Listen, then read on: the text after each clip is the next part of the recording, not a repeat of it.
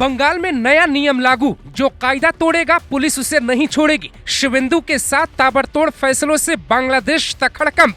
Bengal police को मिली आजादी, थाने में पूजा पाठ शुरू। भगवा कुर्सी पर बैठे सीएम, माफिया अपराधियों की पहली लिस्ट जारी। अभिषेक बनर्जी की खुलेगी फाइल, टीएमसी के नेता जोड़ने लगे हाथ। जो कल तक कहते थे 4 मई को देखेंगे, वो छोड़कर भागने लगे बंगाल। यूपी में योगी का नियम है, जो कायदे में रहेगा वो फायदे में रहेगा। लेकिन बंगाल में शिवेंदु अधिकारी का नारा है, जो कायदा तोड़ेगा पुलिस उसे तोड़ेगी। भगवा कुर्सी पर बैठे बंगाल के नए मुख्यमंत्री के कुछ फैसलों की चर्चा दिल्ली तक होने लगी। बीजेपी ने ताकतवर सीएम दिया तो बांग्लादेश के नेताओं का हलक सूख रहा है। बंगाल में सरकार के आदेश से उन मंदिरों का दरवाजा खुलने लगा जो दशकों से बंद थे। मंदिरों में पूजा पाठ की आजादी मिलने लगी। यूपी मॉडल की तरह ही थाना हो या फिर अधिकारियों का कार्यालय, हर जगह मंदिरों की स्थापना की तैयारी शुरू हो गई। पुलिस अधिकारियों को अपराधियों की पहली लिस्ट हाथ में थमा दी गई। टीएमसी के 5000 कार्यकर्ताओं के साथ टॉप रैंक के अपराधी रडार पर आ गए। बंगाल पुलिस हाफ एनकाउंटर हो या सीधे प्रभु से मेल नीति पर काम करेगी। 2021 चुनाव के बाद हिंसा की सभी फाइलों को दोबारा खोलने का आदेश दिया गया। पशु तस्कर, कोयला माफिया, महिलाओं को छेड़ने वाले अपराधी रडार पर हैं। लाउड स्पीकर की आवाज धीमी करवाए पुलिस। सड़क पर भी बंगाल में नमाज नहीं पढ़ी जाएगी, यानी अब यूपी की तरफ बंगाल में भी रोड पे नमाज नहीं होगी। ये बीजेपी का चुनावी मुद्दा था। इस पे सबसे ज्यादा जोर योगी का था। उन्होंने बंगाल में जनता को समझाया था नमाज को लेकर यूपी मॉडल कैसे काम करता है। बीजेपी विधायक अर्जुन सिंह ने ये तक दावा कर दिया कि अब रोड पे नमाज नहीं होगी। शुक्रवार को बंगाल की सड़कें थम जाती थी, लेकिन अब ऐसा कतई नहीं होगा।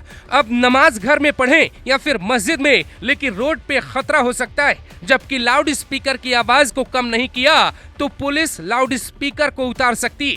सीएम बनते ही अपनी कलम से घुसपैठियों की किस्मत का फैसला कर दिया। घुसपैठिए की तलाश भी शुरू हो गई। पुलिस की लोकल यूनिट काम में जुट गई। भारत बांग्लादेश बॉर्डर पे बाढ़ लगना शुरू हुआ। जमीन हस्तांतरण का पूरा काम हुआ।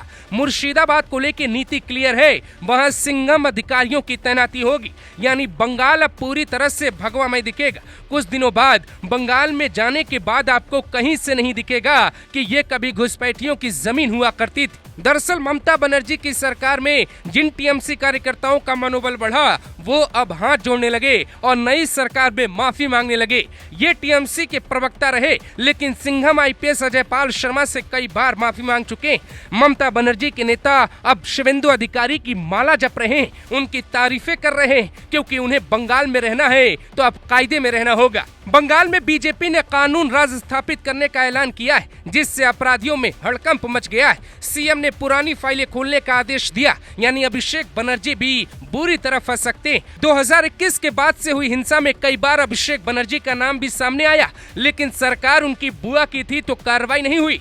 2021 में थप्पड़ मारने वाले देवाशीष आचार्य की संदिग्ध मौत हो गई, जिसमें अभिषेक बनर्जी का भी नाम आ सकता है। ममता बनर्जी के पास रास्ते नहीं, अगर वो चुप नहीं रही तो उन्हें जेल जाना पड़ सकता है। बांग्लादेश और पाकिस्तान का नेटवर्क ध्वस्त करने की जिम्मेदारी एटीएस एनआईए के साथ रॉ के हाथ में है। सीमा पार से कितने आ चुके हैं, उन्हें निकालने के लिए स्पेशल फोर्स जुट गई। यानी बंगाल में शिवेंदु सीएम बने, लेकिन मॉडल तो यूपी वाला लागू है। यहाँ विकास दुबे हो या फिर अतीक मुख्तार, सबकी किस्मत योगी ने अपनी कलम से लिख डाली थी। अब ऐसा ही कुछ बंगाल में हो रहा है, जिसे देखकर दिल्ली से लेके बांग्लादेश तक हड़कंप मचा है।